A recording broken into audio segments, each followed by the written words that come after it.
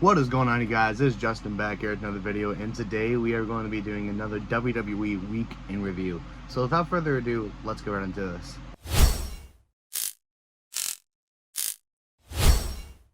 Alright, you guys, starting off, we are going to be starting off with Raw. It took place on December 23rd, 2024. This Raw was actually pretty good.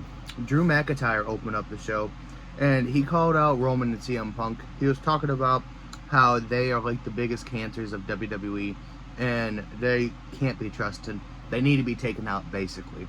Sami Zayn interrupted, and he shouts out all the hardworking people. He says that Drew McIntyre likes to blame the people for him not being good enough, but he said if it wasn't for the WWE Universe, Sami or Drew wouldn't be a thing, and honestly, that's kind of true. Next up, Io Sky advanced in the Intercontinental Women's Championship. So she is going to be going to the finals, I believe, because I think they are going to be doing it at the next Saturday night's main event or possibly at the Rumble. Correct me in the comments if I'm wrong. After that, Chad Gable was in a match with Akira Tozawa, and he made Akira tap out.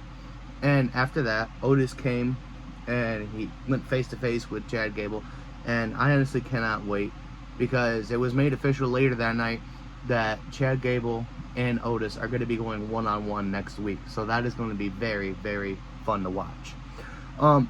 Next up, we had a Dominic and the New Day backstage segment, and even Dominic Mysterio doesn't like what the New Day did. He said, I didn't like Big E, but what you guys did was pretty dirty. So, honestly, very, very surprising that even Dominic Mysterio doesn't like them. Next up, we had the Judgment Day. They beat down Damian Priest. I believe it was one of the Judgment Day members in a match with Priest. It was Dominic Mysterio in a match with Priest, and the rest of the Judgment Day came down to beat down Damian Priest. Obviously, the match resulted in a disqualification. But after that, the War Raiders came to save Damian Priest, and later that night, a six-man tag was made for next week. Damian Priest and the War Raiders versus, I believe it was Finn Balor, JD, and Dominic Mysterio. After that, we had Seth Rollins' interview, and he was talking about why he didn't like CM Punk. Basically, the common reasons he's given us. But he did say, on January 6th, we are going to see a side of him that we have never seen before. And he said, no pun intended, it's going to be very raw and scary. So yeah, very, very interesting. Continuing on, we moved on to Dexter Lumis versus The Miz. And the final testament came out. They cost Dexter Lumis the match. Started beating down Dexter Lumis, and obviously the Wyatt Six came out to help. Now, the past couple of weeks, I wonder if this isn't like purposely happening. Obviously it is, it's the storyline.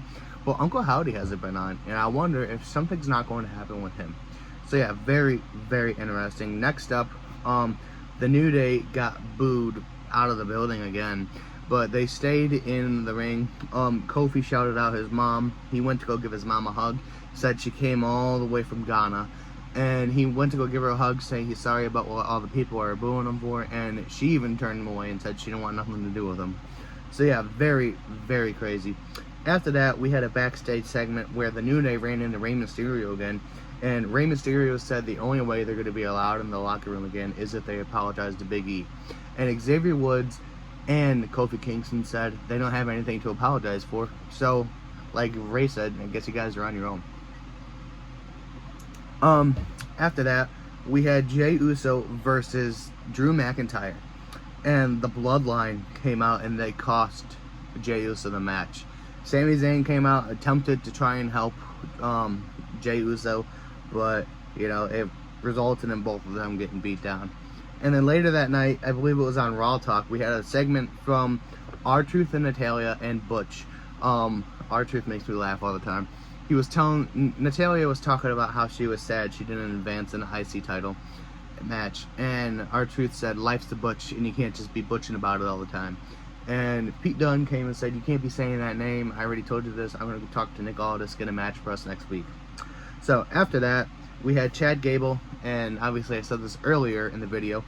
He announced that him and Otis are going to be going one-on-one next week, which I feel like is probably going to be unfair because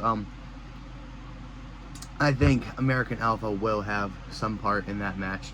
Maybe Maxine and Akira Tozawa will be down at ringside with Otis, but I'm not too sure. Continuing on, we had our final Smackdown of the year. This took place on December 27th, 2024. Nick Aldis opened the show, called out Kevin Owens, says he needs to surrender the winged title, or there's going to be major consequences for him. After that, we had a Naomi and Bianca Belair backstage segment. They were basically talking about how happy they were that they were champions, and Bianca still wants to find who took out Jade Cargo. After that, they go out to the ring, and Nia Jax, Tiffany Stratton, and Candice LeRae interrupt. And Nia Jax says that she believes that Bianca Belair took out Jade. She said it all makes sense. Jade and Bianca, kind of the same person, except Jade's a little stronger, faster, tougher, and she didn't like being behind the spotlight of Jade, so she took her out. Now, after that, we had Nia Jax, Tiffany Stratton, and Candice LeRae versus Bianca, Bayley, and Naomi. This match was actually very interesting because Nia Jax was down and out, and Tiffany Stratton she grabbed that briefcase. She was trying to cash in. She almost had it, but Candice LeRae stopped her. So I'm curious to see what's going to happen on the next SmackDown with them. Sami Zayn was talking backstage with Nick Aldis. Carmelo Hayes interrupted, and things got kind of heated. So then later that night, it was confirmed that Sami and Carmelo were going to have a match together. After that, Strowman versus Theory. Theory lost, and Grayson Waller ran out because Braun Strowman was trying to attack Grayson Waller. So I don't think this friendship between Grayson Waller and Austin Theory is going to last much longer. Seems like Theory is always the one getting hurt, and Waller is getting away scot-free. So yeah, very, very interesting stuff. Next up, we had a Kevin Owens segment. He came on, said he's going to come and talk to Nick Aldis tonight, and he'll be there. After that, we had a Chelsea Green segment, and she was congratulating herself for being the longest reigning, first ever United States woman champion. So after that, Michin interrupted, and she said that only reason she won that match was because of Piper Niven, and obviously she wants a rematch. Next up, after that, we had a backstage segment with DIY, the Street Profits, and I always forget their name. Pretty Deadly. DIY, Street Profits, and Pretty Deadly. Pretty Deadly knows that DIY took out Street Profits to get their rematch for the titles, but Pretty Deadly lied and said that it was Legado del Fantasma, and the Street Profits went and attacked them backstage, which led to them having a match. I believe the Legado del Fantasma won. After that, we had a Andrade segment backstage. He was basically saying he wants Shinsuke because how he screwed him over for the title. After that, we had DIY and Pretty Deadly backstage again, and they were basically saying, thank you for covering our ass, like we owe you one, but we're not going to give you a title shot. So then after that, the Street Profits and the Motor City Machine Guns were talking, and Apollo Crews came back. He said, you guys are getting played. Like, I seen it. It was DIY that attacked you guys. You guys went after LDF for no reason. So after that, we had Sami Zayn versus Carmelo Hayes, and of course the Bloodline attacked during that match. Took out Sami Zayn and Carmelo Hayes. Braun Strowman came out, attacked, and he took down almost all the Bloodline until Jacob Fatu got in. And Jacob Fatu and Braun Strowman were really going at it. And then after that, Solo came in, and it went all downhill from there. Finally, we get to the last segment of the night where we had Nick Aldis and Kevin Owens in the ring, and Cody Rhodes interrupted. And they made it official that we are going to have a ladder match for both titles at the Royal Rumble, which I am very excited for. Going to be very, very cool. And I love the stuff they're doing with heel Kevin Owens, and I love the stuff they're doing with Cody as well. Cody, I'm really happy he won that championship. But I would like to see one more title run from Kevin Owens. I think that would be awesome. So yeah, let me know what you guys thought about it down in the comments below. Me personally, I really loved wrestling this week, and I cannot wait to see what happens next week.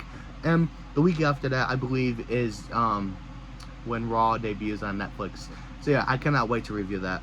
But as always, you guys, stay groovy, stay safe, and keep your people safe. Remember, God is good all the time. It has been Justin, and I'm out. Peace.